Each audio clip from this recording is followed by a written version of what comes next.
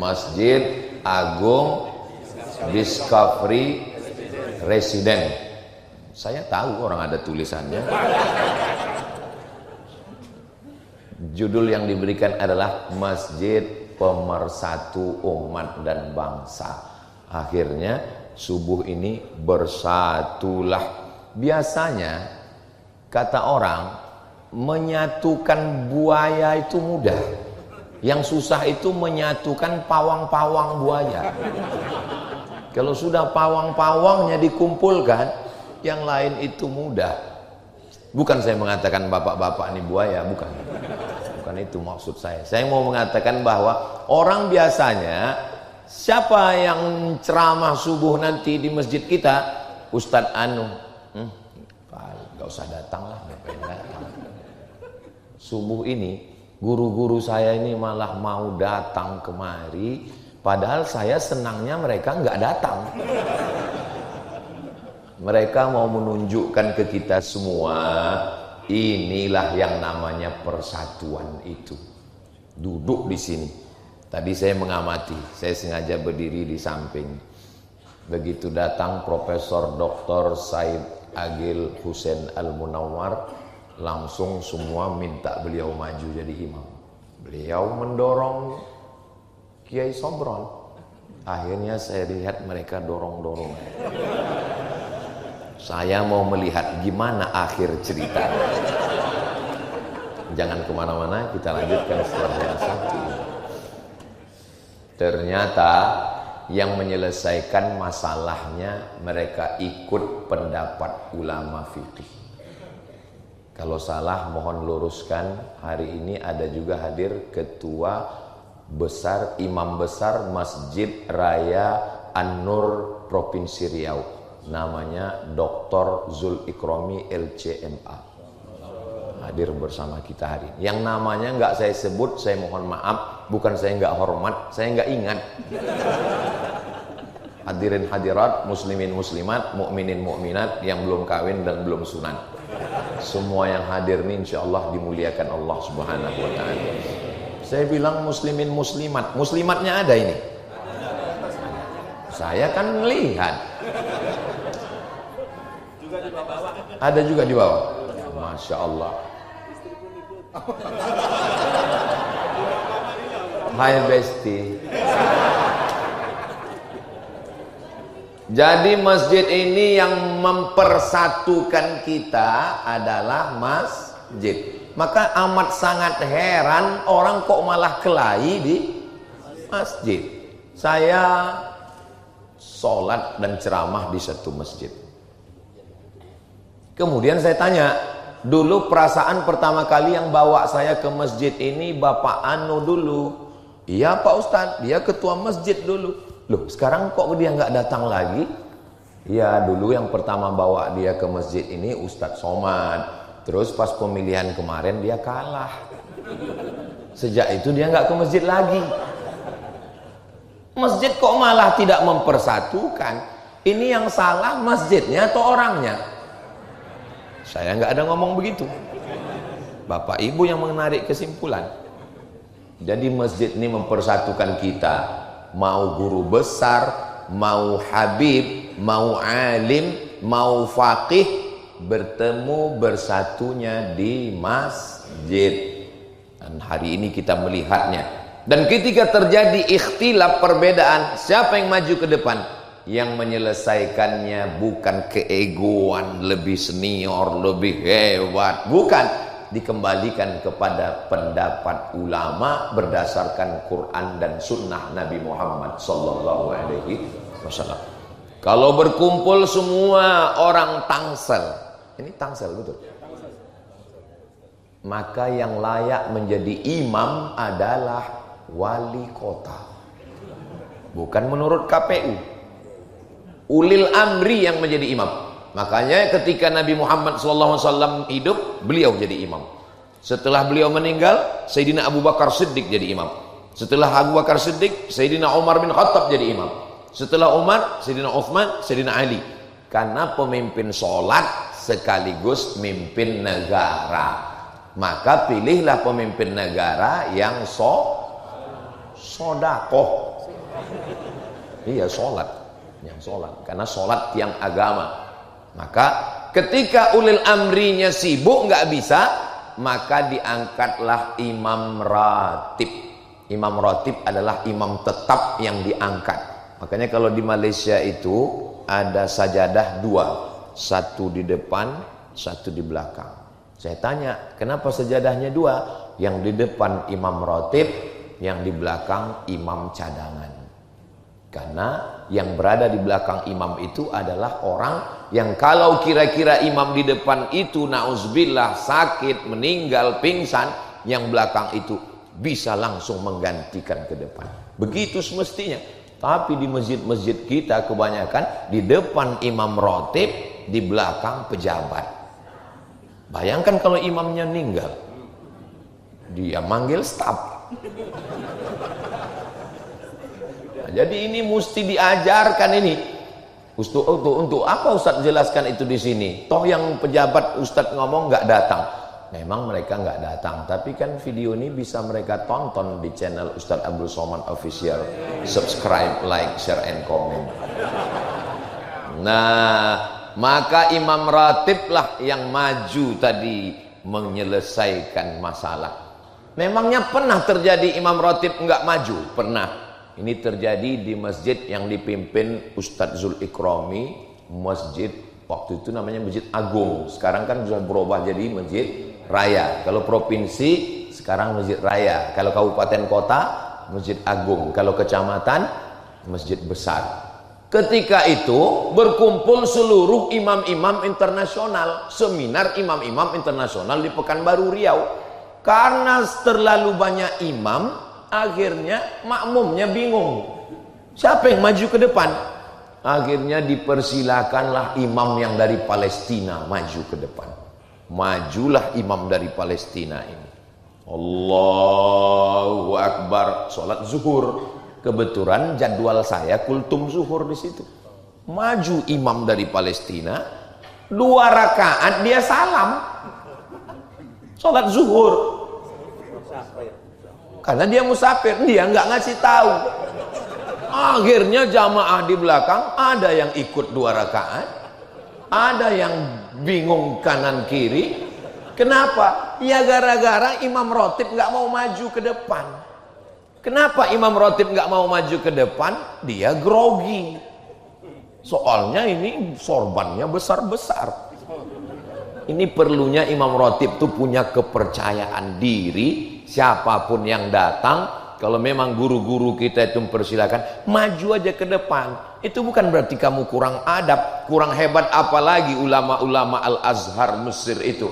Tapi begitu datang ke Masjidil Haram, yang maju ke depan adalah Syekh Abdurrahman As-Sudais, Syekh Abdul Aziz Bandar Balilah. Kenapa? Imam ratib yang diangkat oleh ulil amri. Jadi yang mempersatukan kita ini kembali kepada Al-Quran, sunnah Nabi, dan fatwa para ulama yang diambil dari Quran dan sunnah menurut aturan yang sudah ditetapkan. Mudah-mudahan ini yang mempersatukan kita di masjid ini, insya Allah. Amin ya rabbal alamin. Kalau ada orang mengatakan masjid ini mempersatukan umat, ya, dalam Islam ada nggak masjid yang bawa-bawa suku? Ada. Kalau saya nanya nggak usah jawab, karena itu saya jawab sendiri nanti. Dalam Islam ada nggak masjid yang bawa suku? Ada. Contohnya Pak Ustadz, Surau Sydney, di Sydney, Australia. Saya cuma mau ngasih tahu bahwa saya pernah ke Sydney. Di Sydney ada namanya Surau Sydney. Sebetulnya itu masjid, karena ada sholat Jumatnya. Tapi karena orang Minangkabau mau ngasih tahu, di kampung kami namanya surau. Surau, langgar, musola, itu masjid. Kalau di Jawa langgar, kalau di Minangkabau, Melayu, Sumatera itu surau. Kalau di Jawa langgar, itu makanya orang Jawa dilanggar nggak apa-apa. Itu Pak Ustadz katanya nggak ada masjid bawa nama suku, kok ada masjid Minangkabau? Di Pekanbaru Riau itu ada dekat terminal namanya Masjid Aceh. Boleh bawa nama suku, tapi di dalam sholatnya tetap menggunakan bahasa Arab. Jangan mentang-mentang masjid Betawi, Allah gede banget. Enggak ada. Bahwa itu masjid wakafnya orang anu, iya. Tapi masjid wa annal masajida lillah. Masjid adalah milik Allah. Waktu saya sholat di masjid besi, ada masjid yang besi, sebetulnya semennya ada juga. Cuman karena mayoritasnya besi disebut masjid besi. Di pusat perkantoran tempat Perdana Menteri Mahathir Muhammad Tun, yang umurnya sudah 100 tahun. Maka bapak-bapak jangan pernah merasa tua, karena masih ada yang 100. Saya waktu masuk ditunjukkan, Ustaz Somad, ini tempat beliau sholat. Masuk pintu sebelah kiri ada tempat dia sholat. Kenapa di sini? Saya bilang, karena beliau selalu sibuk dengan urusan administrasi tanda tangan. Maka beliau kalau dia lambat, dia tahu diri, dia sholat di situ dan pulang tanpa protokoler di masjid. Apa yang terjadi dengan masjid kita? Di shop depan semua ada, dari mulai lurah, RT, RW, pejabat yang di atas enggak ada. Ini hanya setingkat lurah aja. Artinya apa? Bahwa masjid milik Allah. Kalau kamu datang duluan, maka kamu berhak untuk dimanapun. Ini saya nggak bisa membedakan ini mana orang kaya, mana rakyat jelata, mana diplomat, mana penjual tomat.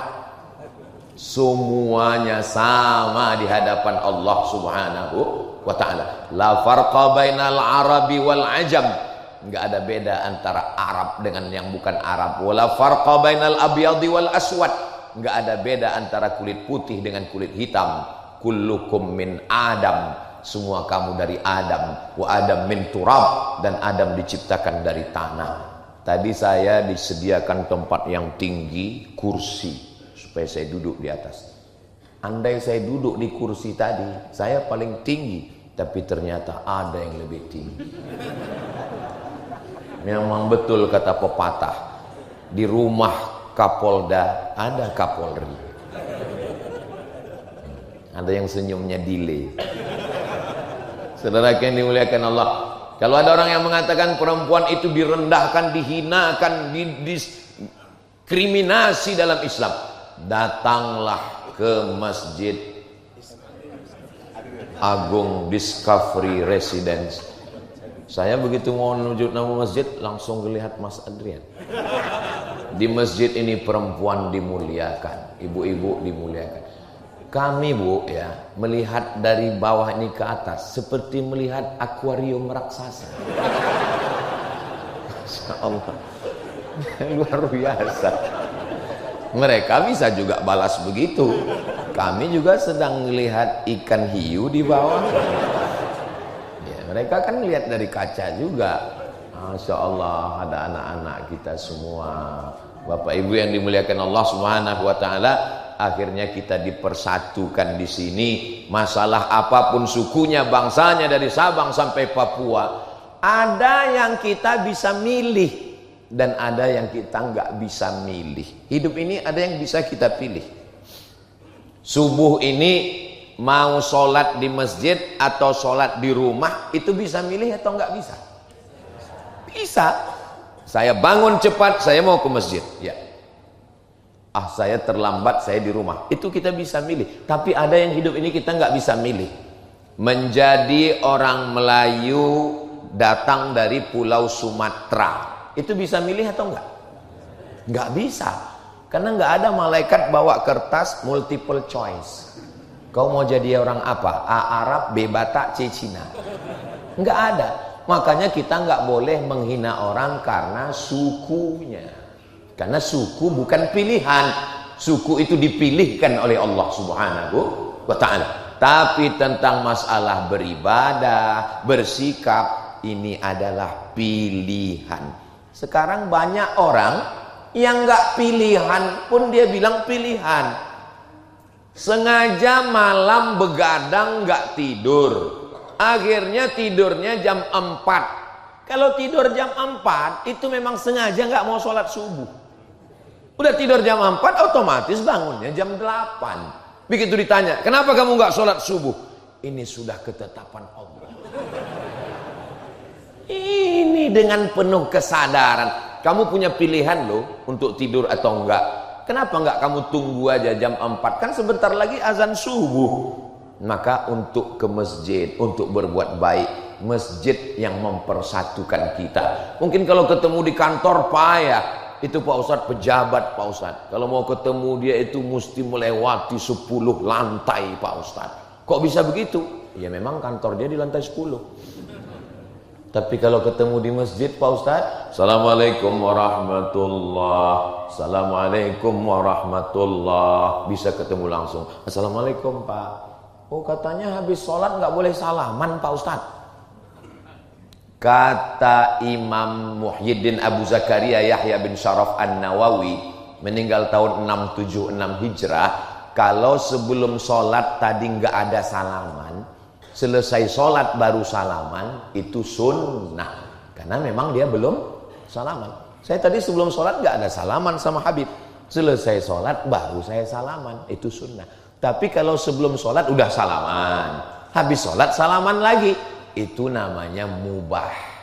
Bisa diingat? Kalau sebelum sholat nggak salaman, selesai sholat salaman, namanya sunnah. Sebelum sholat udah salaman, habis sholat salaman lagi, namanya mubah. Yang nggak boleh itu sedang sholat salaman. Sehat Pak Kapolsek? Saya nggak boleh. Disinilah kita ketemu polisi, ketemu tentara. Coba kalau di kantor, polisi tentara di depan, pas di sini tentara di belakang.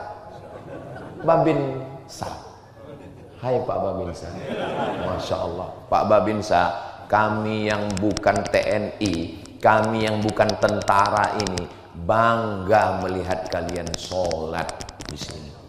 Sehingga ibu-ibu bisa ngasih tahu ke anaknya, anakku lihat itu, mereka tentara aja sholat ke masjid, papamu baru jadi security.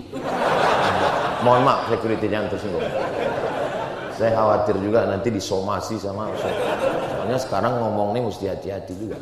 Tolong admin sebelum di-upload di-edit dulu. Nanti pas saya ngomong tit, banyak tit-titnya nanti. Begitulah kita dipersatukan di sini. Mau aparatur negara, mau pejabat, semuanya sama di hadapan Allah Subhanahu wa taala. Makanya namanya masjid. Bahasa Arab itu selalu ada akar katanya 3 huruf. Masjid, sajadah. Masjid, alasnya karpet, sajadah. Masjid itu dari kata sajadah. Padahal kita lebih lama berdiri. Qiyam, qoma, mestinya maqam. Tapi kenapa disebut masjid? Padahal sujudnya tidak lebih lama daripada berdirinya, lebih lama tegaknya daripada sujudnya. Tapi kenapa yang dipakai masjid? Karena ketika kita di masjid, semua kita menempelkan keningnya ke lantai. Bukan berarti mentang-mentang pejabat, orang kaya nggak mau ditempelkannya keningnya ke dinding. Begitulah kita diajarkan bahwa kita merendahkan diri ke hadapan Allah. Siapa orang yang paling dekat dengan Allah? Bukan orang yang masuk Ka'bah. Siapa orang paling dekat dengan Allah? Bukan orang yang berada di depan makam Rasulullah sallallahu alaihi wasallam. Orang yang paling dekat, aqrabu ma yakunul 'abdu min rabbih wa huwa sajid. Orang yang ketika sedang bersimpuh sujud, di sujud itu dia katakan subhana rabbiyal a'la wa bihamdi. Aku kotor, yang suci hanya engkau. Subhana, aku diciptakan, aku bukan pencipta. Rabbiya al-a'la, yang tinggi hanya engkau. Aku bukan apa-apa dan bukan siapa-siapa. Makanya kalau ada orang sholat tapi sombongnya minta ampun, dia belum memahami hakikat sholat. Tapi jangan dibalik. Sekarang banyak jamaah ini dibalik. Pas dia ditanya, kamu nggak sholat? Yang penting kita rendah hati, Pak Ustaz. Kurang rendah hati apalagi Nabi Muhammad sallallahu alaihi wasallam. Tapi beliau tetap sholat. Nah, ini jangan sampai kita salah memahami ini. Masjid bukan hanya tempat bertemunya umat, masjid tempat bertemunya peradaban. Ini apa namanya ini? Ini namanya, saya jawab sendiri, kubah ini namanya.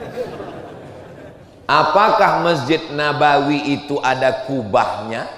Enggak ada. Masjid Nabawi itu tiangnya batang korma, atapnya pelepah korma. Enggak ada bangunan melengkung di atas. Jika tidak ada zaman Nabi berarti bid'ah. Berarti kubah bid'ah ini. Enggak ada zaman Nabi. Dari mana datang arsitektur bangunan melengkung ini? Bangunan atap melengkung diciptakan oleh Kaisar Bizanti yang punya kerajaan namanya Bizantium. Mana contoh bangunan Bizantium yang masih ada tegak berdiri sekarang? Itulah dia bangunan terbesar di Konstantinopel yang dibangun oleh Kaisar Konstantin. Lalu kemudian datang Muhammad Al-Fatih, dirobahnya kota itu menjadi kota Islam. Bahasa Turkinya Istanbul. Dan bangunannya insya Allah panjang umur, nanti kita umroh bersama Ustaz Abdul Somad, mampir di Istanbul insya Allah. Ongkos tanggung masing-masing. Nanti kita sampai di bangunan Konstantinopel itu, kita akan melihat bagaimana batu-batu disusun melengkung karena susunannya batunya besar di atas kecil di bawah sehingga dia nggak jatuh, sehingga itulah arsitektur bangunan dengan atap melengkung. Apa manfaatnya dengan atap melengkung?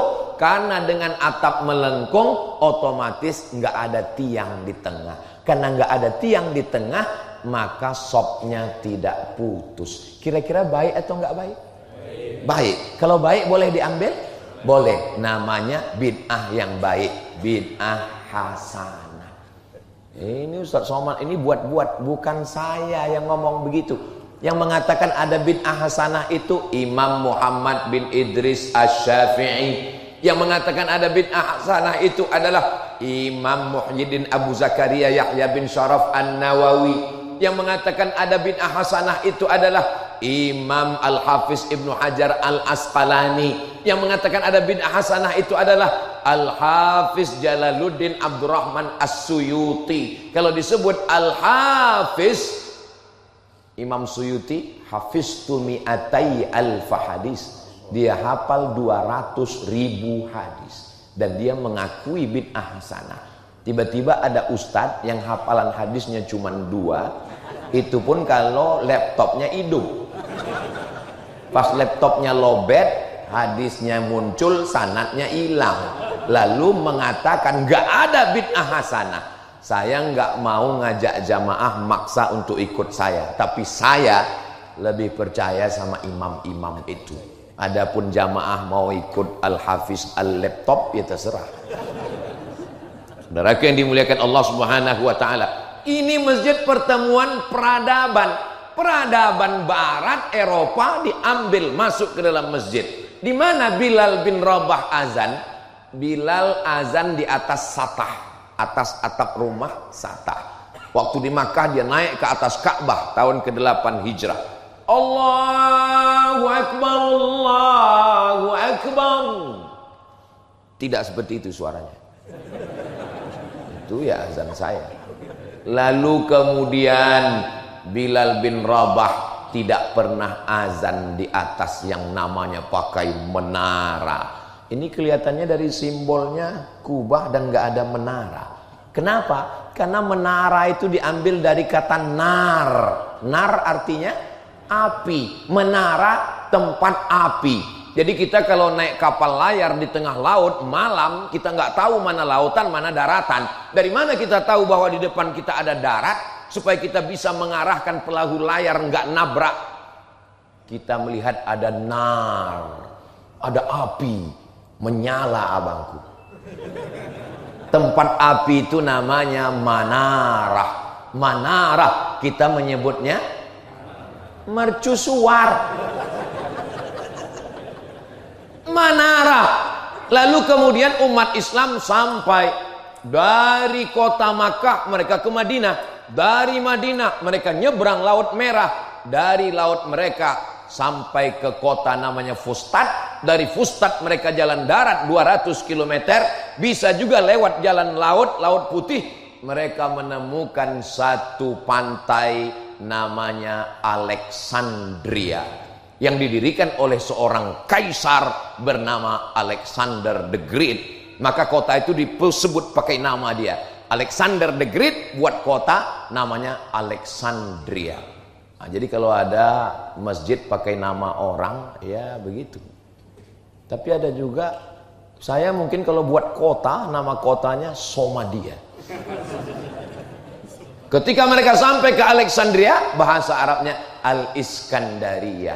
Di situ berdiri satu tiang di pinggir pantainya, mercusuar. Mereka berpikir, oh bagus juga ini, apinya dibuang, orangnya naik ke atas, dibawa ke dekat masjid. Naiklah muazin ke atas. Allahu Akbar, Allahu Akbar. Sehingga suara lebih lantang daripada muazinnya di dalam. Kira-kira azan di dalam dengan azan di luar, mana yang lebih keluar suaranya? Ya di luar. Azan naik ke atas menara lebih tinggi lagi. Tidak ada di zaman Nabi. Berarti menara ini, saya nggak ada ngomong begitu. Ini jamaah kalau sudah jam-jam segini memang membid'ahkan aja kerjanya. Baik dia, karena ada manfaatnya. Ini bangunan zaman Nabi SAW peta 4. 1, 2, 3, 4. Kenapa sekarang tiba-tiba? Ini mestinya peta 4. 1, 2, 3, 4. Kenapa ada yang melengkung ke dalam? Ini bangunan melengkung ke dalam ini nggak ada zaman Nabi. Ini namanya mihrab. Ini namanya mihrab. Kapan mihrab ini muncul?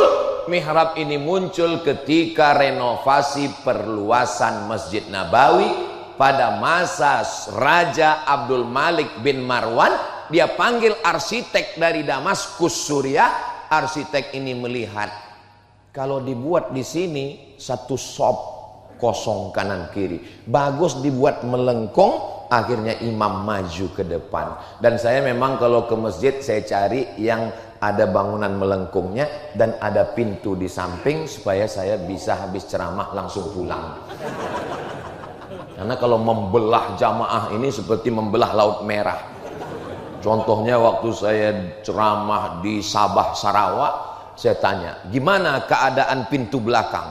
Enggak ada pintunya Pak Ustadz. Jadi gimana? Kita dari depan. Waduh, saya pun membaca doa Nabi Musa. Rabbi shrah li sadri. Lalu masuk ke dalam. Itulah videonya yang peci saya ditarik. Bisa dilihat di channel-channel YouTube. Saudaraku yang dimuliakan Allah Subhanahu wa taala, bertemunya peradaban menara dari Mesir, Bizantium, Kuba, Damaskus, bertemunya di dalam masjid. Dan nggak ada tuh orang Islam mengatakan ini dari kafir. Ini bukan orang Islam yang buat. Ini yang buat orang Barat. Ini orang Barat. Dari mana Ustaz tahu ini yang buat orang Barat? Coba lihat tulisannya. Ini on off. Ini menunjukkan bukan orang Islam. Kalau orang Islam yang buat pasti tulisannya al hayah wal maut.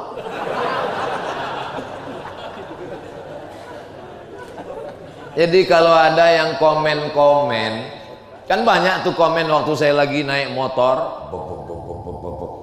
Somat, itu buatan orang kafir. Kenapa kau naiki? Dia mau ngejek saya. Kalau kafir, kafir aja, jangan bodoh. Dalam Islam nggak dilarang untuk menggunakan alat orang non-muslim. Kalau dia baik. Ini semua alat yang kita pakai ini bukan punya orang Islam. Alexander Graham Bell. Penemu siapa? Ya penemu bel. Orang namanya Graham Bell. Bel yang dipakai. Lalu kemudian lampu listrik. Lalu Thomas Alva Edison. Lalu kemudian kamera-kamera ini. Oh, Jepang, produk Jepang masuk, Korea masuk, Amerika masuk, Eropa masuk. Selama dia tidak masuk dalam ibadah kita. Adapun hubungan sosial, wala ana abidum ma'abattum wala antum abiduna ma'abud lakum dinukum. Ustadz jangan sebut kata-kata kafir Pak Ustadz, itu pemecah belah kita. Bukankah dalam Al-Quran dikatakan wala ana abidum ma'abattum wala antum abiduna ma'abud lakum dinukum waliyadin. Jangan pakai kata kafir Pak Ustadz. Oh gitu ya, iya. Lakum dinukum waliyadin. Kalau boleh nanya, lakum dinukum waliyadin itu dalam surat apa ya? Al-Kafirun Pak Ustadz.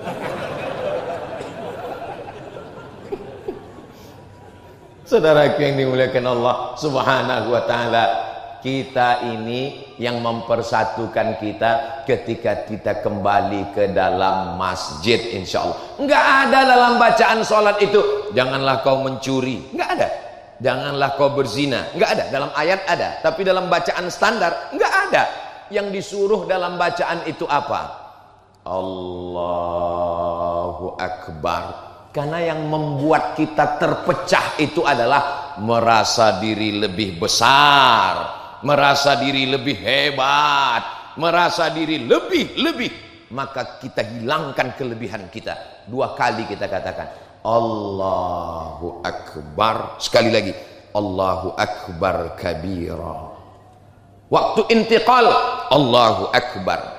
Bangkit sami Allahu liman hamidah. Sujud Allahu Akbar. Duduk antara dua sujud Allahu Akbar. Sujud lagi Allahu Akbar. Duduk lagi Allahu Akbar. Apa maknanya? Kau bukan apa-apa dan kau bukan siapa-siapa. Jadi ibu-ibu, kakak-kakak yang selalu diejek orang, kau kok besar kali badan kau, kata dia. Katakan sama dia Allahu Akbar. Allah Maha Besar. Begitu juga kalau bapak nanti istrinya curhat, mama dietnya gagal pak, mama masih besar. Allahu Akbar ma. Yang besar itu hanya Allah Subhanahu wa ta'ala. Kadang hidup ini nggak sulit sebenarnya. Yang sulit itu adalah mendengarkan komentar orang. Betul bu? Betul. Setelah kita hilangkan keegoan, kesombongan, kebesaran kita, walhamdulillahi katsira. Segala puja-puji hanya milik Allah. Kenapa orang bisa kena penyakit post power syndrome? Dipuji-puji, dimuliakan. Ketika tidak lagi dipuji, dulu disambut tala'al badru alaina. Itu sambutan untuk Nabi Muhammad. Tala'al badru. Nabi Muhammad itu seperti bulan purnama yang putih. Nabi di atas mimbar mengangkat tangannya, turun lengan bajunya. Sahabat yang di bawah mengatakan, kami melihat bayadha ibtayhi, putih ketiak Nabi SAW. Banyak orang sekarang putih ketiaknya hitam. Nabi waktu terangkat tangan putih, itu maka disebut tala'al badru alaina. Maka saya kalau sudah datang disambut sama jamaah, tala'al badru, saya dalam hati, ya Allah, orang si hitam ini tala'al badru alaina. Tapi begitulah rupanya mereka memuliakan. Kamu memang bukan Nabi, wahai Abdul Somad. Kalau ada yang ngaku-ngaku Nabi zaman sekarang dengan bawa-bawa ayat, saya ini Nabi yang ke-26. Loh, lah Nabi ya ba'dah, nggak ada Nabi setelah Nabi Muhammad. Ada, ini ayatnya. Ya'ti mim ba'dismuhu Ahmad. Kebetulan nama dia Ahmad, Ahmad Musadek. Ngaku Nabi ke-26. Ini orang begini nih harus didebat. Kebetulan polisi yang nangkap ini cerdas. Dia tanya, kenapa kamu ngaku Nabi? Ya karena ada nama saya Ahmad. Yang datang 25 itu Muhammad sallallahu alaihi wasallam. Oh, jadi kalau ada namanya dalam Quran berarti dia Nabi. Iya.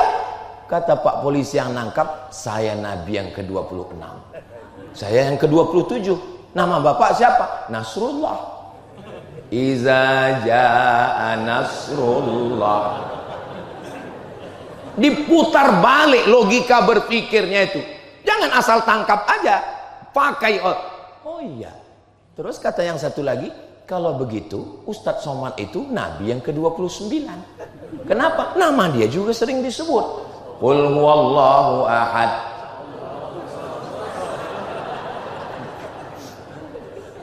pakai akal. Debat dia, wajadilhum, debatlah billati hiya ahsan. Ini kok ceritanya sampai ke situ? Gimana tadi? Membel. Jadi masjid ini yang mempersatukan kita. Setelah kita hilangkan, kita puja-puji, walhamdulillahi katsira. Engkau orangnya suci, engkau orangnya bersih. Aku banyak dosa, banyak silap, banyak salah. Yang suci hanya Allah. Wa subhanallahi bukratan wa asila. Besok datang ke kantor ya, siap. Disuruh datang ke kantor jam 6, datangnya jam 5.50 sudah siap. Tapi kalau Allah yang manggil, ayyalas salam,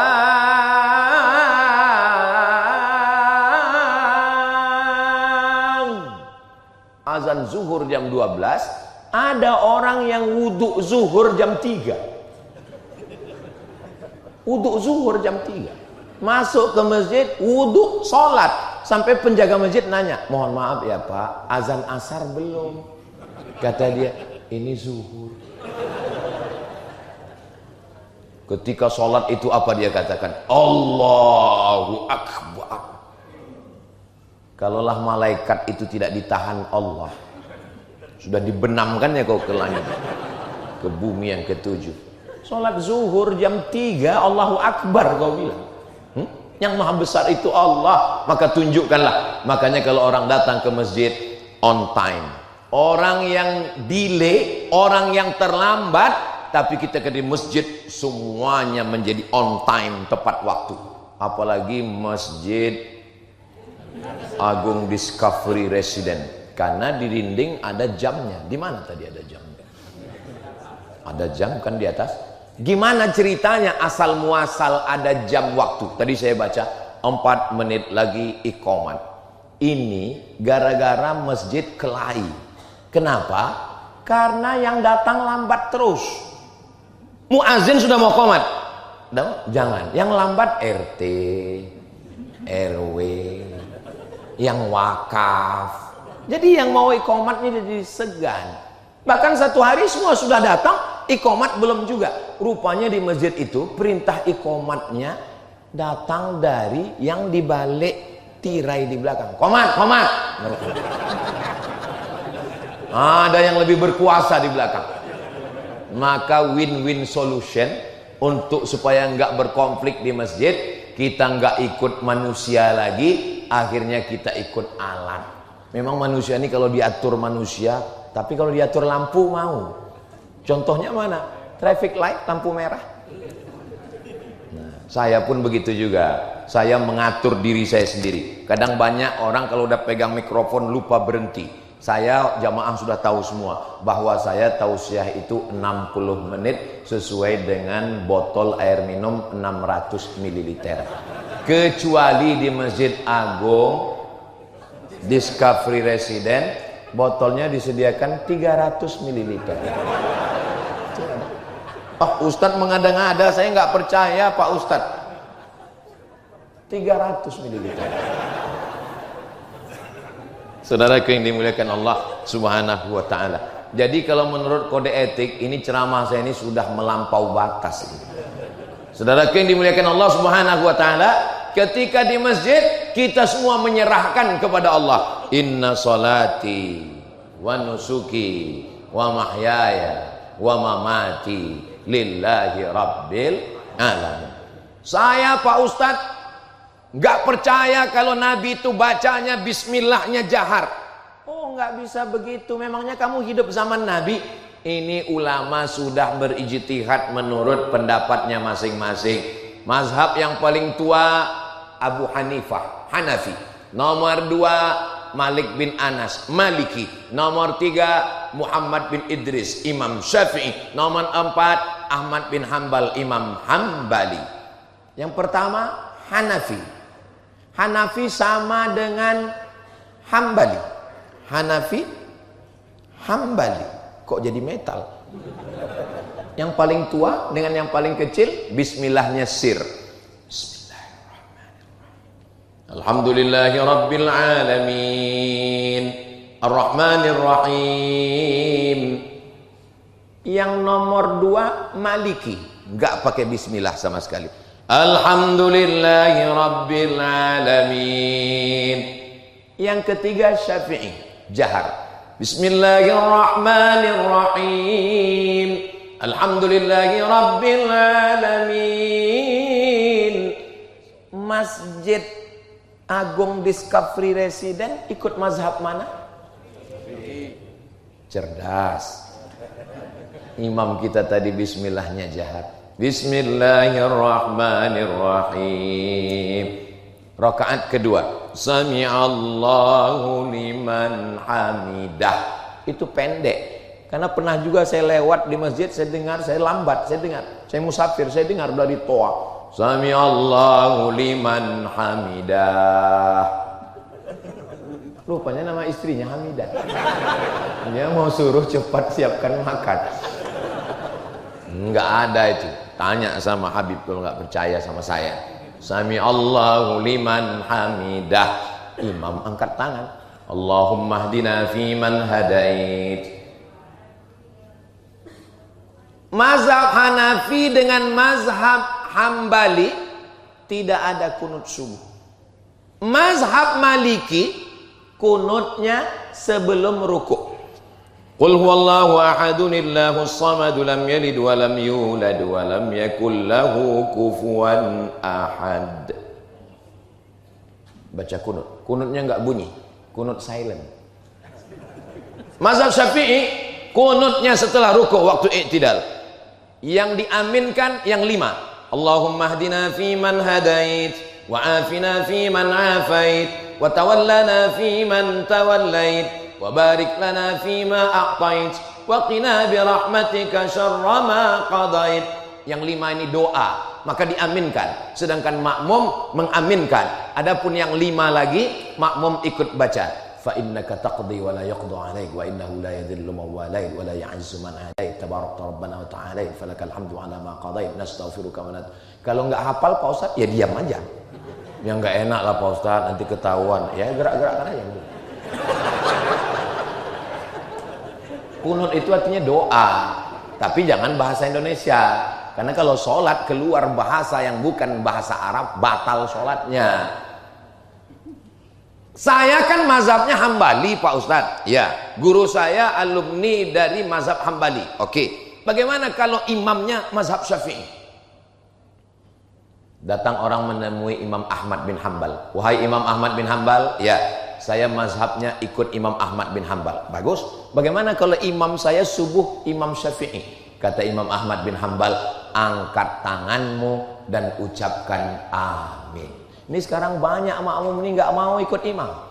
Imamnya angkat tangan, Allahumma hdina fiman hadait, amin. Mestinya dia amin, ini enggak. Allahumma hdina fiman hadait, enggak mau. Imam Ahmad bin Hambal sendiri, imam mazhabnya ngatakan, angkat tanganmu dan katakan amin. Iya Pak Ustadz, tapi kata guru kami kunut subuh itu bid'ah Pak Ustadz. Imam Ahmad bin Hambal meninggalnya tahun 241, makamnya di Baghdad, Irak. Imam Syafi'i meninggal tahun 204, makamnya di Fustat, Kairo, Mesir.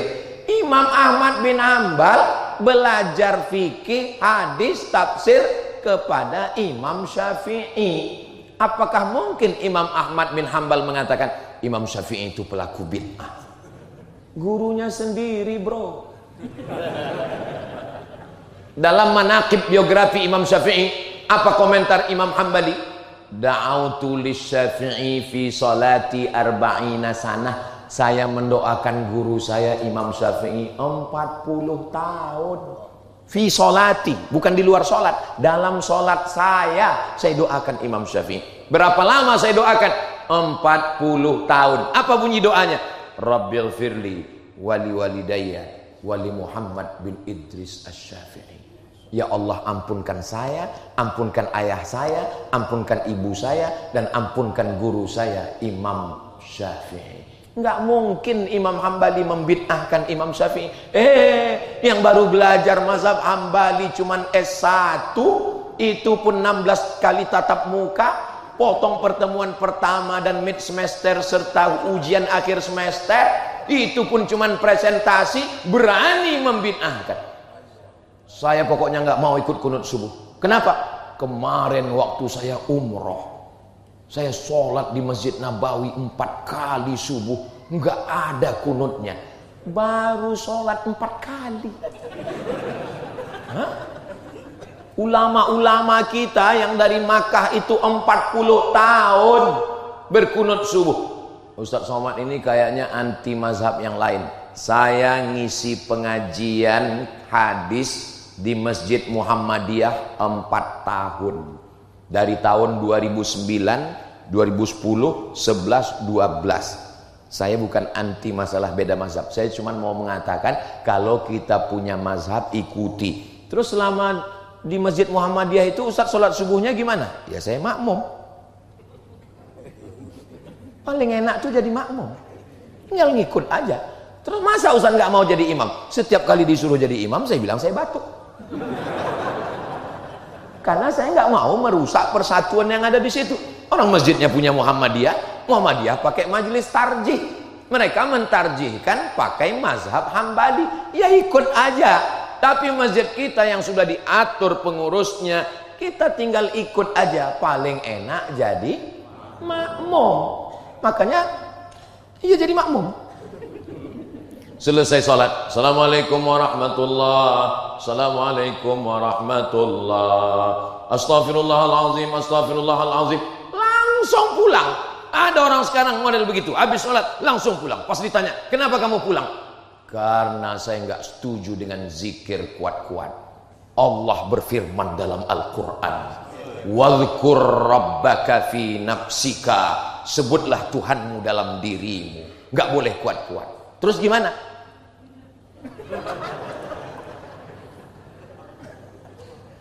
Ulama Saudi Arabia namanya Syekh Ibnu Utsaimin pernah ditanya, buka dalam kitab, lupa pula namanya, Syekh Ibnu Utsaimin, ya, zikir setelah sholat itu jahar atau sir? Al-jahru bidzikri ba'da inqidha'is shalah sunnah. Zikir jahar setelah sholat adalah sunnah. Mana dalilnya Syekh? Hadis dari Abdullah bin Abbas. Abdullah bin Abbas di luar masjid, dia mendengar suara al-jahru bidzikri. Nabi dan sahabat zikir dalam masjid yang suaranya terdengar sampai keluar masjid. Padahal waktu itu belum ada mikrofon. Kira-kira sebesar apa suara Nabi dengan sahabat di masjid waktu itu? Oke, kita hilangkan dulu bid'ah ini. Allahu Akbar, Allahu Akbar, Allahu Akbar, Allahu Akbar. Kedengaran yang di luar? Begitulah kuatnya zikir mereka waktu itu, sampai suara Nabi terdengar dari dalam Masjid Nabawi. Abdullah bin Abbas mendengarnya di luar. Al-jahru bidzikri. Tapi jangan gara-gara ini, kalau jahar ya jahar biasa aja. Subhanallah, subhanallah, subhanallah. Jangan karena tahu beda mazhab, kebetulan kawan di sebelah nggak suka yang jahar, langsung diarahkan ke dia. Subhanallah. Itu namanya cari kelahi namanya. Tapi ayatnya jelas. Saya nggak mau terima hadis. Ayatnya jelas. Wazkur rabbaka fi nafsika. Sebutlah Tuhanmu dalam dirimu. Kan jelas di dalam Pak Ustadz. Berarti suaranya nggak keluar. Makanya jangan baca Quran, baca terjemah. Pahami sendiri, nyasarnya rame-rame. Itu ayat turunnya di Makkah. Di Makkah nggak boleh zikir kuat-kuat, takut ditangkap Abu Jahal dan Abu Lahab. Tapi di Masjid Agung Discovery Residen, apakah ada Abu Jahal di luar? Mana berani Abu Jahal kemari? Datanglah kemari biar ditendang sama Pak Babinsa. Saudaraku yang dimuliakan Allah. Jawaban yang kedua, zikir jahar itu baca ayat sebelumnya. Wa idza quri'al Qur'an. Kalau ada orang baca Quran, fastami'u lahu, dengar baik-baik. Wa ansitu, diam. La'allakum turhamun. Ada orang baca Quran. Berikut ini sebelum Ustaz Abdul Somad menyampaikan tausiah, marilah kita dengarkan pembacaan ayat suci Al-Quran yang akan disampaikan oleh santri dari pesantren Al-Quraniyah, pemenang musabaqah tilawatil Quran internasional. Dia pun ngaji. A'udzubillahi minasyaitonirrajim. Bismillahirrahmanirrahim. Tiba-tiba ada bapak-bapak satu di samping. La ilaha illallah. Enggak boleh, karena ada orang baca. Yang ketiga, zikir jahar, zikir sir itu, wazkur rabbaka, sebutlah Tuhanmu, fi nafsika, dalam dirimu, itu untuk Nabi Muhammad sallallahu alaihi wasallam. Kenapa Nabi disuruh zikirnya sir di dalam? Karena dia sudah selamat dari godaan bisikan setan. Sedangkan kita masih kesetanan. Maka untuk ngusir setan, kata Syekh Abdul Wahab Asy-Sya'rani, ngusir setan itu zikirnya mesti jahar, bergetar dari ujung rambut sampai ke ujung kaki. Afdhalu dzikri fa'lam annahu la ilaha illallah. Begitu. Makanya ketika azan dikumandangkan, itu setan-setan lari. Wa 'alaiha duratun. Durat artinya kentut yang berbunyi. Kalau enggak bunyi, fusaun. Hebatnya bahasa Arab. Bunyi enggak bunyi aja ada bedanya. Tapi saya sudah cari-cari, enggak ada bahasa Arab membedakan kentut yang bau dengan enggak bau. Orang yang sedang azan, Allahu Akbar, Allahu Akbar, itu langsung setan lari. Kenapa? Karena suaranya bergetar. Maka sonhorek itu mestinya seluruh pengurus masjid bekerja sama dengan sonhorek. Dipakailah untuk azan itu. Ini sekarang banyak salah. Pas untuk musik bergetar jantungnya, tapi pas untuk azan, Allahu Akbar, Allah, itu azan untuk bayi yang baru lahir. Ya? Kalau azan begitu dipakai di masjid, Allahu Akbar, Allahu Akbar, kata setan, ini serius apa enggak? Gua kalau lu serius, gua kabur nih gitu. Tapi kalau cuman geladi, gua nongkrong doang nih gitu. Alah, Ustaz Somad baru 2 hari di Jakarta udah ngomong dulu gua. Saudaraku yang dimuliakan Allah Subhanahu wa taala. Lalu kemudian setelah selesai zikir tadi, imam kita berdoa. Ad-da'i wal mu'ammin fil ajri sawa, yang berdoa dan yang mengaminkan pahalanya sama. Apa makna hadis itu? Nabi mengatakan ad-da'i yang berdoa, wal mu'ammin dan yang mengaminkan pahalanya sama. Pertanyaannya, adakah doa bersama? Gak usah dijawab. Orang saya yang jawab. Nggak mungkin Nabi mengatakan yang berdoa dan yang mengaminkan pahalanya sama. Kalau orangnya nggak ada, berarti ada yang berdoa, ada yang mengaminkan. Yang kedua, ayat Al-Quran, qad ujibat da'watukuma, doa kamu berdua sudah dikabulkan. Padahal yang berdoa cuman Nabi Musa. Nabi Harun di situ nggak berdoa. Nabi Musa cuma mengatakan amin, amin. Jadi berdoa satu orang mengaminkan yang lain itu sudah ada di dalam Al-Quran pada Nabi Musa. Nabi naik ke atas mimbar. Mimbar Nabi itu 3 lantai. 1, 2, 3. Nabi naik ke atas. Amin. Nabi naik. Amin. Nabi naik lagi. Amin. Inilah mimbar yang sunnah. Yang ini bid'ah. 3 lantai. Nabi naik kan, amin, amin, amin. Sahabat nanya, kenapa engkau mengatakan amin 3 kali? Malaikat Jibril berdoa dan saya mengaminkan.